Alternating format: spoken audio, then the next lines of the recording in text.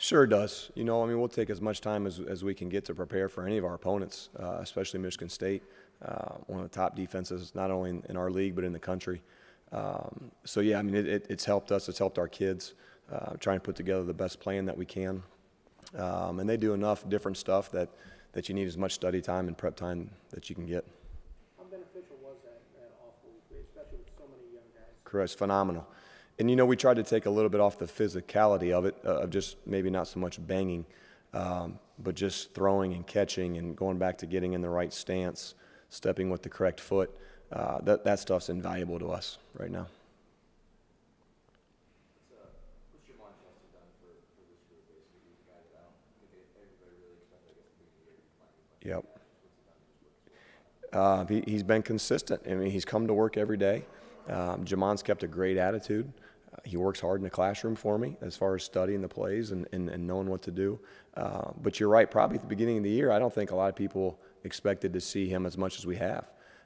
But not only has he gone out there and filled that role, but he's been very productive for us. So I'm pleased with what he's done in the role that he's been given. Certainly, like a lot of our guys, needs to continue to develop and get better, which he knows that.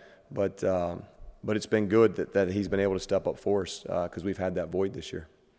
What do you like about him just as a player, just physically? What do you feel like, what do you feel like his role can be, I guess, going forward? Well, you know, I'm not sure if he's in a position that he's the go-to guy just quite yet. So I think just playing within the offense. But I think some of his strengths are just his athletic ability.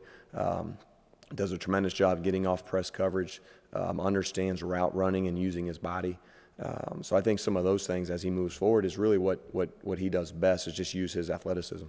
How has he kind of changed, I guess, as you've had more of a void, I guess, with Wild and Yep. stuff like that?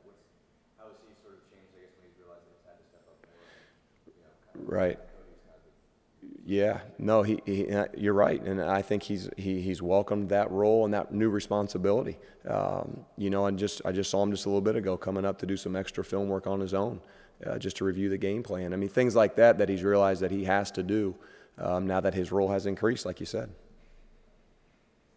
Building off that, the offense, you obviously got those 2 games left. Is there anything different that you guys do as a coaching staff, or is the players approaching it differently, either adjusting the league, adjusting the players you guys have to work with? In the last 2 games here, as we wrap. Is there going to be anything different these last 2 games? Yep. Any changes that you make, adjustment-wise, something like that? Not really, and I tell you why. We kind of feel like we've made some strides on offense here, probably the second half of the season, and really because we've tried just to keep things simple and repeat the same concepts, maybe line up in a different formation, but just kind of a lot of the same zone schemes or route packages, whatever it may be. But not really. I mean, we're going to go continue to do what we've done. I think Trey gives us the ability, and he's made a lot of plays just by himself with his legs. So that added dimension has helped us quite a bit. But no, we're going to try to go be consistent as much as we can with the same concepts we've been doing and hopefully score more points than the Spartans. How much does it help from a preparation standpoint that you're more familiar with Michigan State than anybody basically in the program, since Indiana hasn't played them in a couple of years? So as far as my being aware of Michigan State, yeah, it helps. But again, at the end of the day, we as coaches, we're here for hours upon hours during the day watching film. So after a couple of days, you get a really good feel for what they are and what they're going to do, and our kids will too. So from that standpoint, we're in good shape.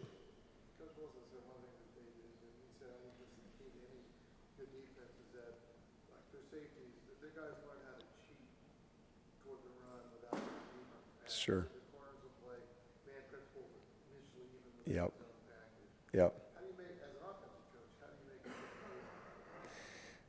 Well, you have to scheme it up the right way, and I know when you talk to defensive coaches, they talk about where their eyes are and where they're looking. So you try to make them look here, and then maybe chunk one over their heads, or you try to fake to the right and go to the left, or something that messes with where they're looking, or maybe where their assignments are. But that's part of the chess match. But having a mobile quarterback and a guy who can run and throw, is that conducive to that a little bit? A little bit, yeah, it is. Now, Michigan State's pretty stout against the run. I mean, they're number one in our league right now, stopping the run. So they're not going to make that easy on us at all. But yeah, you're right. I mean, having Trey gives us a little bit of an added dimension that we need right now.